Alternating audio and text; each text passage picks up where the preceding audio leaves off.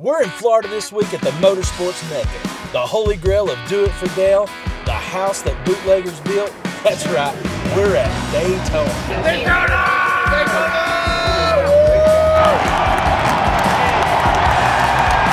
Staying in Jacksonville on Friday night, we decided to get up early and head down A1A to the Speedway.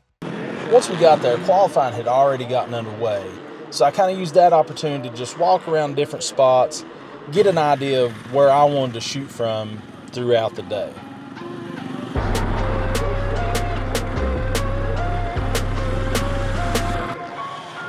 Early on, it looked like Chase Sexton was going to be the guy.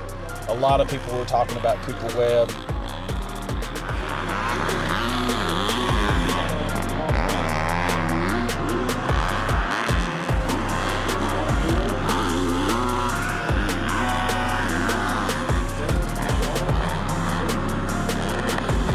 Somebody that just kept looking fast all day long, that was Ken Roczen.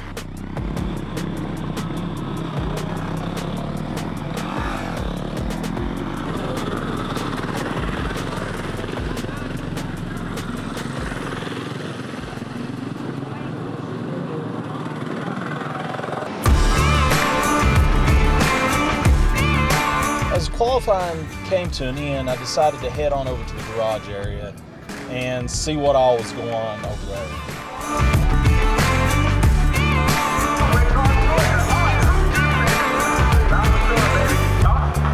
By the time I'd gotten there, most of the riders were nowhere to be found. Mechanics were working on the bikes and getting everything ready for the night show. It's going to be the Daytona Supercross. You think about all forms of racing that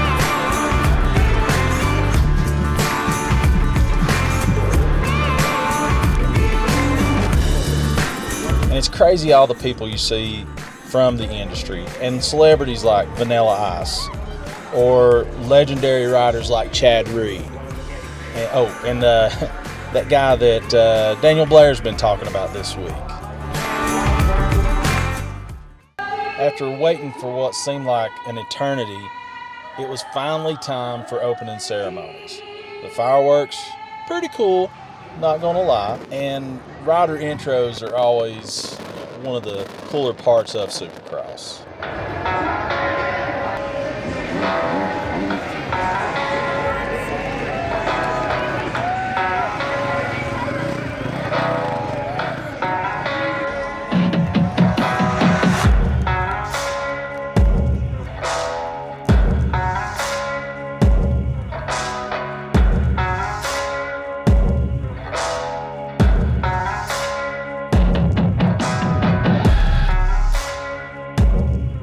The fans, they were on point, to say the least.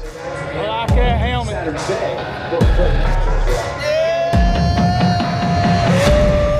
Both of you together. Both of you together. Give me a Daytona.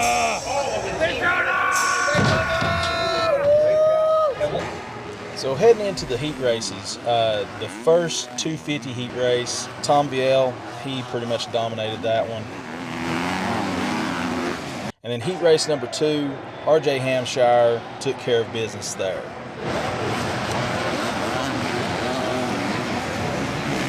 In the 450 heats, heat number 1, Ken Roczen, he led pretty much from flag to flag, looked great out there, and it was kind of a sign of what could be for later on in the night. Kenny would hold on to the top spot in the heat race and set the tone for the rest of the night. In heat race number 2, Anderson would get the whole shot and he would lead the first lap or so, but then Malcolm Stewart would make his way around him and it was just pretty much set sail from there. Malcolm would hold on to win the second heat race of the night and move on to the main.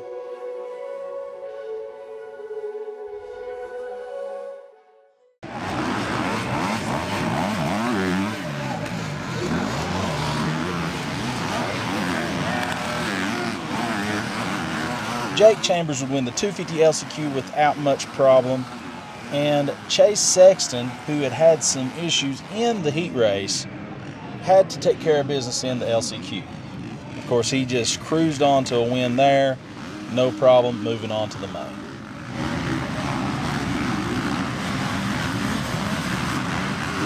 With the LCQs and the heat races out of the way, it was finally time for the 250 main.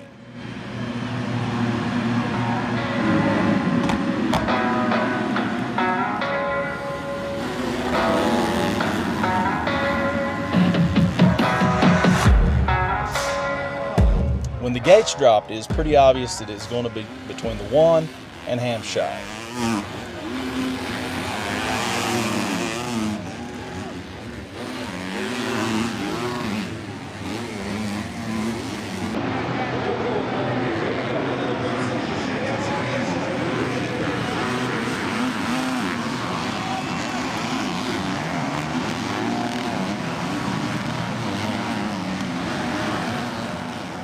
But it didn't take long for RJ to start knocking on the back wheel and ultimately make the pass and start checking out.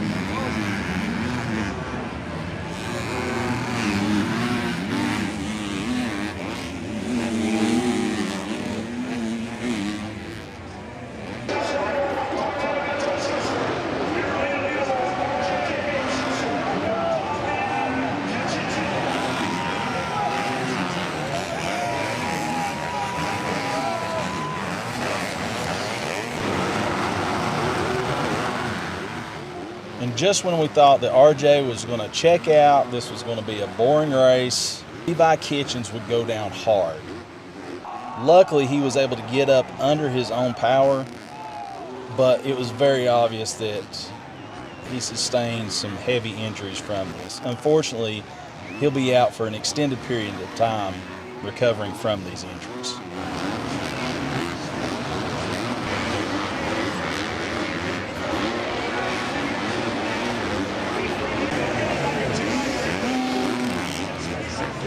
Because of the wreck, the AMA made the decision to red flag the race and do a single file restart.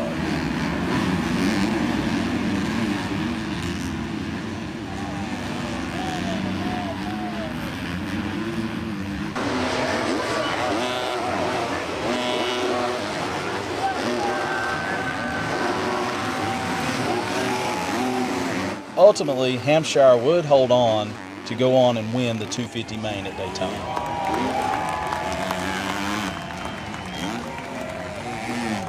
The 450 main was next. The cool thing about this year's 450, not one person on the gates has ever won a Daytona Supercross. As the gates dropped going into turn 1, it was Cooper Webb and Jason Anderson leading the way. Ultimately, Anderson would come out in the top spot. As they came back around, Anderson would have Cooper Webb, Aaron Plessinger, and Ken Roxon to deal with, who were just within seconds of his back wheel.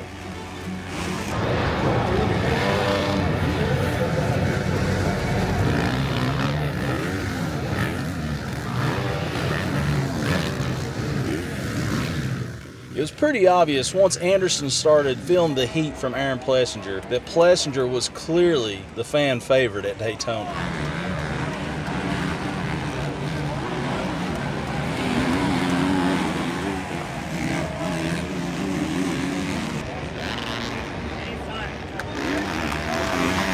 As the race went on, AP would get closer and closer to Anderson's back wheel.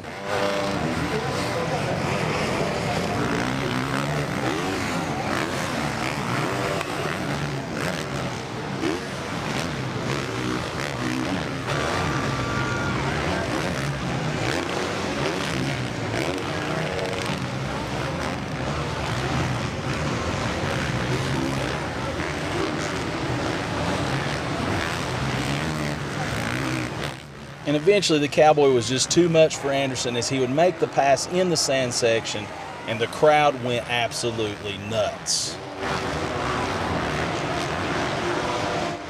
For a little while it looked like AP was going to be the guy, but Ken Roxon had a different idea about it. Roxon would put in one of the best rides that he has had in years. He would continue to pressure Aaron Plessinger until he would eventually make his way around him.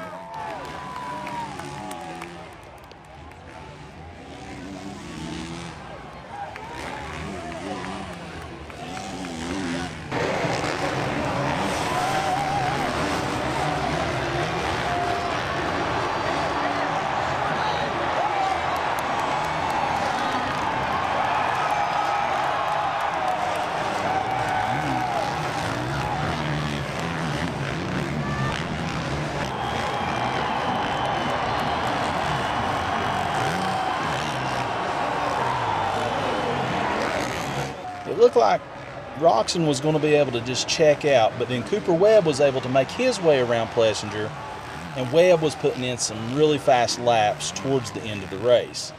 He would ultimately close that gap and get to the back of Roxon's wheel.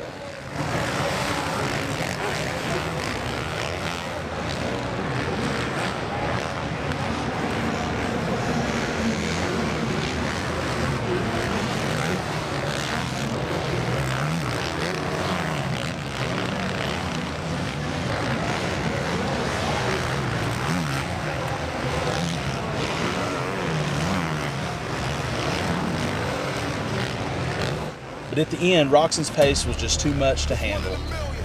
Kenny would hold on and win his first ever Daytona Supercross.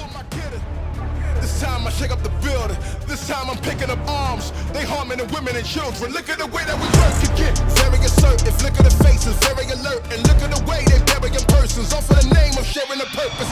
So I aspire to youth. I'm wearing a cape, they're wearing a curtain. Look in the mirror, I'm seeing their face. I pray they never rehearse it. And as Roxon crossed the finish line, I started making my way to what I thought was the gate for Victory Lane. Once I got there, I found out that I was at the wrong gate, and ultimately I had to take the walk of defeat back to the truck as I didn't make it to the podium. In the meantime, my son and his buddy Hayden strolled right up to the track from general admission. So I guess I was just at the wrong place at the wrong time. Daytona sure was fun, and I can't wait to get back next year in 2026. If you've made it this far in the video, click the like button. If you're not already, go ahead and subscribe and turn on all notifications. I'll catch you guys next week.